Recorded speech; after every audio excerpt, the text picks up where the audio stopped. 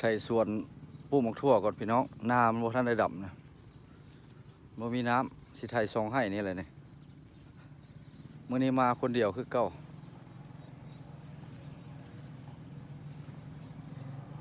ไถซองให้นี่แหละสิปลูกหมกทั่วลงหมกทั่วอุดรถก็จอดอยู่เถียงเบื้องหน้านี่ยังบ่มีน้ำยังโคโลโคโลอยู่เขาแล้วปะแล้วเก่งหน้าบ่มีน้ำพี่น้องเอ้ยยัดเดือนเก้าเลยได้ดำนานะ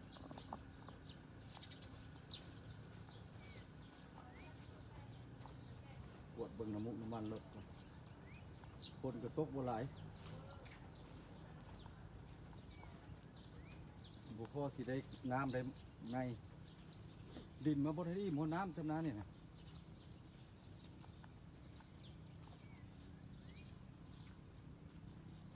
มู่แล้วหมดผลเลยจึงได้ดำแต่ละปีกันเลยนะ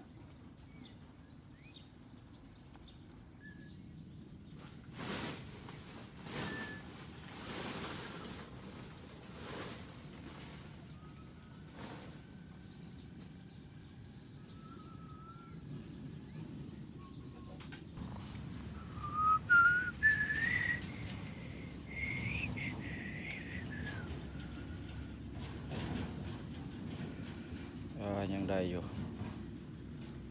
มันควันและรถก็ได้เพราะว่าที่อันเปลี่ยนลีนมือนะสิแห้ง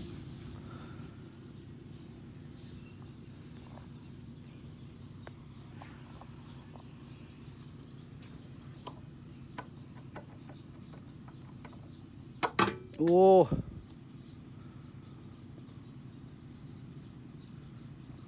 ยังได้อยู่หม้อน้ำนี่ก็ได้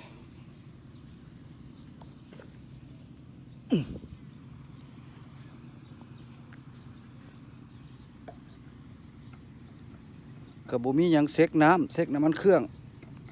ลดควันล่ะก่อนสิสตาร์ทเครื่องเนาะข้าไปสั่งอันนี้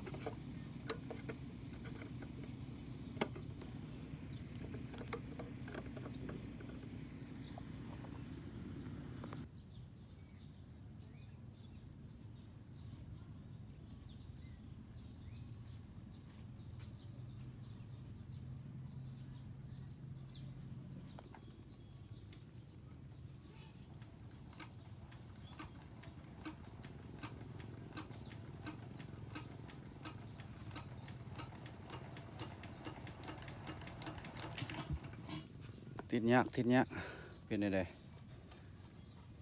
เป็นน้ำปั๊มเนี่ยบ่มันควันอะไรนี่นะรถควันอะไรจากติดยาก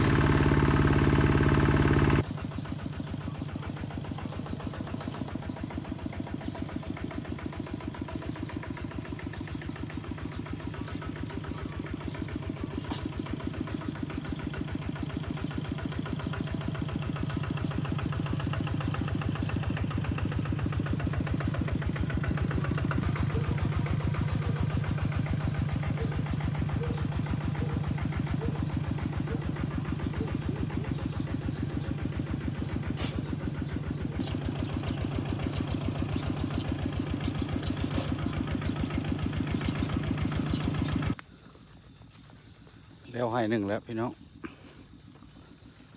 บ่ได้ถ่ายให้เบิ่งตอนถ่ายเนาะมันบ่มีผู้จับกล้องให้แล้วให้หนึ่งแล้ว ไทยปลูกหมกทั่วมันพอได้แก้ไขยามผลนี่นะมันโน่นนาข่อยนาโน่นขี้กระต่าย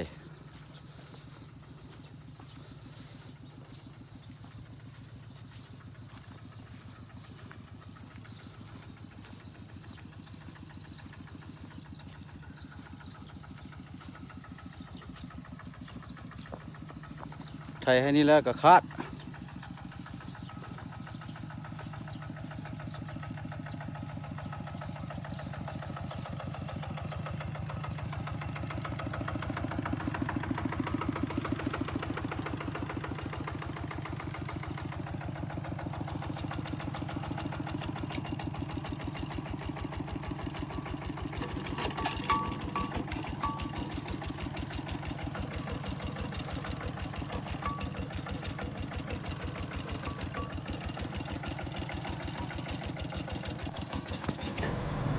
ไทยไว้แล้วเรามาอื่นจากสีลงพักบงพี่น้องเพราะว่าบ่ได้ซื้อในมาพาพี่พาน้องเลาะเบิ่งเขาแล้วมาแล้วบ่เนาะดำให้ดำนานะเลาะบักจังหน่อยก่อนช่วงนี้บ่ได้ไปได้มาทางไหนเนาะพี่น้องเบาแปดก็ได้มีแต่ว่าถ่ายวิถีชีวิตของประจำวันของพระเจ้าให้เจ้าของนาค่อยเองให้พี่ให้น้องเบิ่งเนาะนาค่อยกับบ่ทันมีน้ำก็ลงพักบงซะก่อนตอนนี้มาลัดเอาแม่บ้านเพิ่นดำนารับจ้างมือหนึ่ง200,000วัน200,000คือเก่าพี่น้องเพิ่นกำลังขึ้นแล้วกำลังเริ่มขึ้นมาแหละทุ่งแต่ละทุ่งในที่ว่าแล้วมาละทุ่งนาบรรทับบ้านเรางัวหรือว่าทุ่งเสียงแหวนนี่ก็แล้วหลายแล้วพี่น้องเป็นขมวนเฮา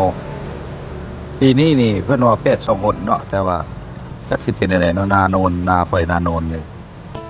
ถ้าบ่มีน้ำแล้วก็ย่านได้โจ๊ะสิได้ปลูกพักก่อนพี่น้องมาครับเป็นดับนาจางอยู่เนี่ยแถวนี้ล่ะ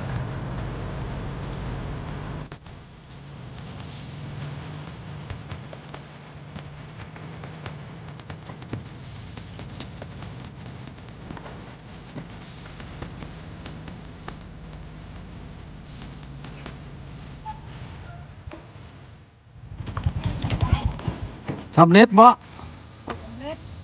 ฮะสำเร็จโอ้เก่งนะสำเร็จหลายยังจะให้บัดนี้แล้วมาเลยหรอวะ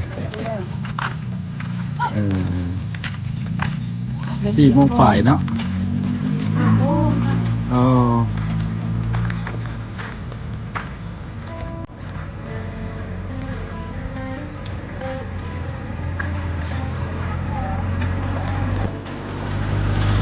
โอ้ยเฮ็ดหยังอัน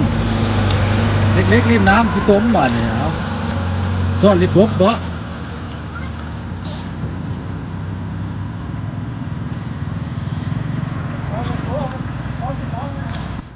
โง่ใหญ่กันนะเฮือนหลังนี้พี่น้องผมมีก็มีเนาะ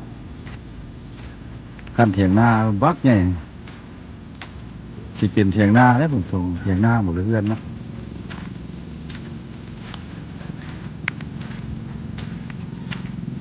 โอ้เอาผู้เดียวเลยวะนี่เมาผู้เดียวเลยบ่เข้าไปเลาะบนเพื่อนไปจังหน่อยก่อนพี่น้องอ๋อตุ๊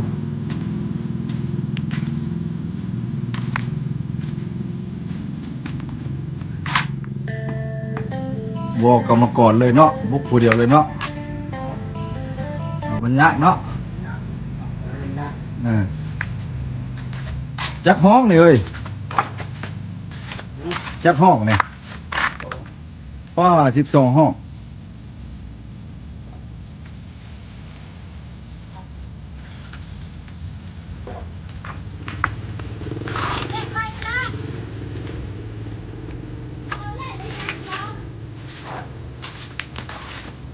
12 ห้องเนาะว่าธรรมดา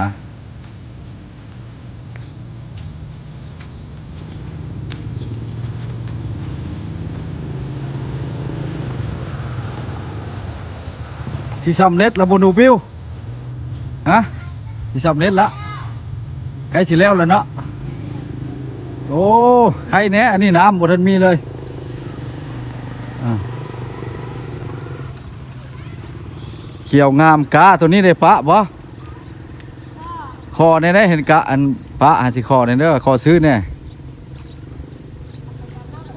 บ่ยังนาโคกอีกเนาะโอ้หลายท่งแท้เลยตัวนี้อันหน้าพื้นอันตีนบ้านเนาะ